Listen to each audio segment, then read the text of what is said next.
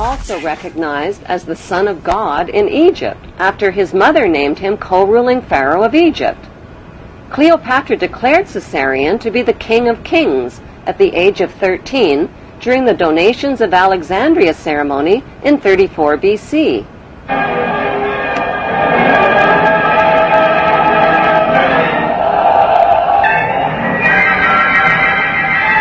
The face of history suddenly changed when Caesarion's father, Julius Caesar, was stabbed to death by his most trusted men.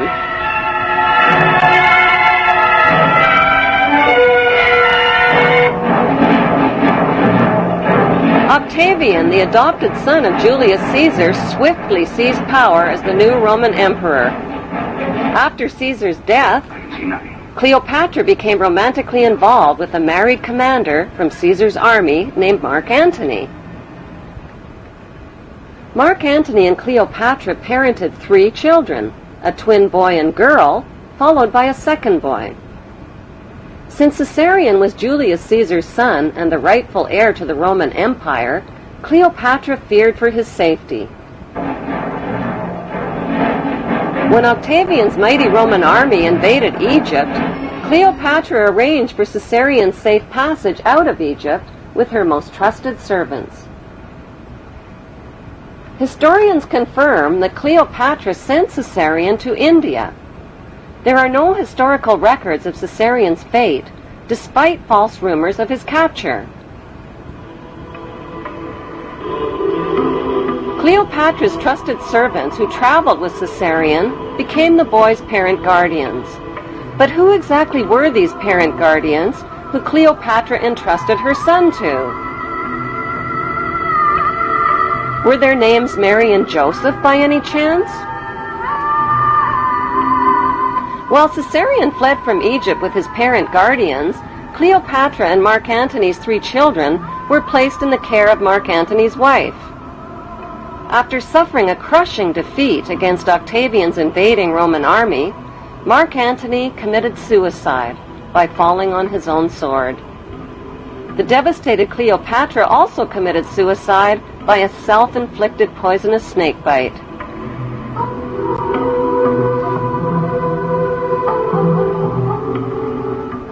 While traveling undercover through Egypt with his parent guardians, Caesarion was forced to hide his identity and change his name.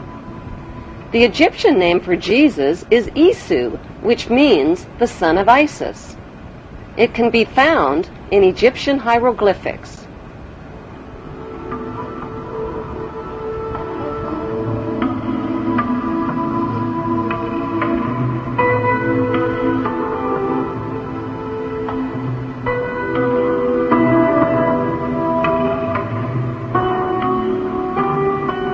Matthew 2, verses 13 and 14 of the Bible tell a parallel story of the young child Jesus and his mother fleeing into Egypt with Joseph under the cover of night.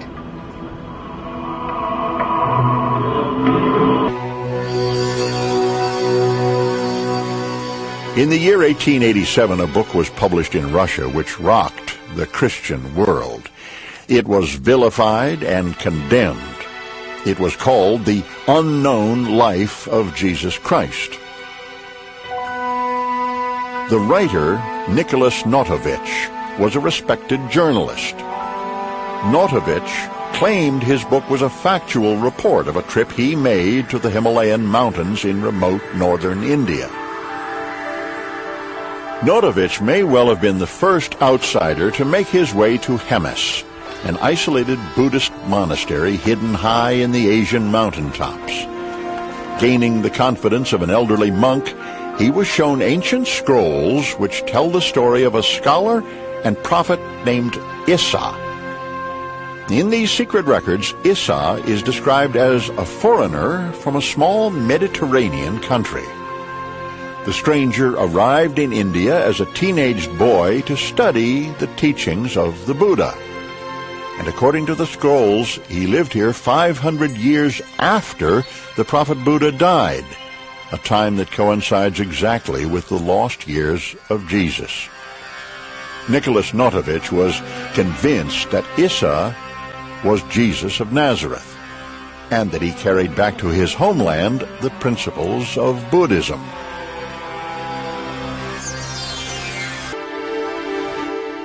Half a century after Notovich was in Hemis in 1902, a Hindu priest sought refuge in the same remote Indian monastery. He too translated the scrolls and published a work. His translation verifies the work of Notovich.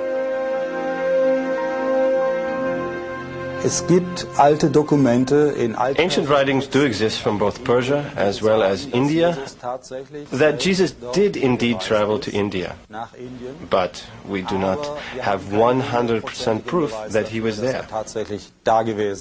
The proof, however, does lie in his teachings when compared to sacred Buddhist writings. The authenticated ancient scrolls found at the Hemis monastery near Leh in Kashmir document the life of Saint Isa, leaving home at the age of 13, joining a merchant caravan, traveling the Silk Route, and arriving in India at the age of 14. The Egyptian word for Jesus is Isu, the Greek word is Iesus, and the Arabic word for Jesus is Isa. Isa continued his travels through India and Tibet and the holy cities, where Brahmin priests taught him to read and understand the Vedas. He learned Pali and studied the sacred sutras and how to cure by aid of prayer. He began teaching, performing miracles, and explaining the holy scriptures in monasteries and market bazaars. As an adult, Isa finally left India and Tibet and traveled to Alexandria, Egypt. Why Alexandria? Because that's where Isa, whose previous name was Caesarion, grew up. That's where he last saw his mother, Cleopatra, alive.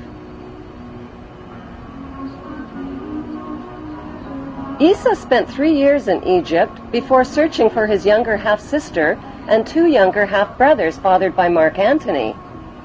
They had inherited land in Syria. Despite false rumors of their early deaths, historians confirm that Caesarion and his 2 half-brothers mysteriously vanished from the historical record.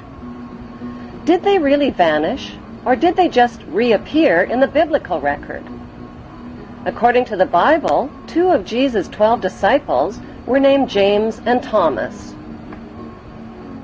The Bible identifies James and Thomas as full brothers. Jesus, on the other hand, is identified as their half-brother. Thomas is not only identified as Jesus' younger half-brother, he is also called Jesus' twin. But how could Thomas possibly be Jesus' younger half-brother and his twin at the same time? The historical records show that Cleopatra had 3 children fathered by Mark Antony. 2 of them were a twin boy and girl. Isa Caesarion clearly had a younger half-brother who was also a twin. At the scene of the crucifixion, there were 2 Marys present. One was Mary of Bithynia. When Roman Emperor Octavian invaded Egypt, Cleopatra sent her 13-year-old son Caesarion to India with Mary of Bithynia and Mary's wealthy uncle-husband named Joseph of Arimathea. Since Caesarion was the true heir to the Roman Empire, Emperor Octavian wanted him killed. Mary and Joseph became Caesarion's adoptive parents and later his loyal disciples.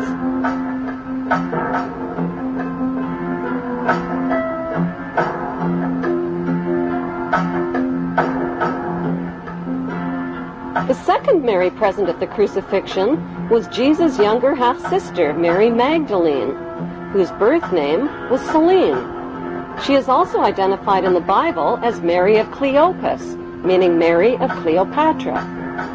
Selene was the orphan daughter of Cleopatra and Mark Antony, who both committed suicide.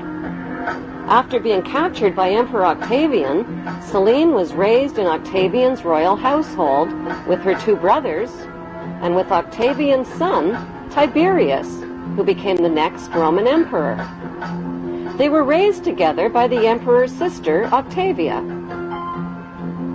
Selene eventually married and became the Queen of Mauritania. Like her mother Cleopatra, Selene wore the headdress of the goddess Isis.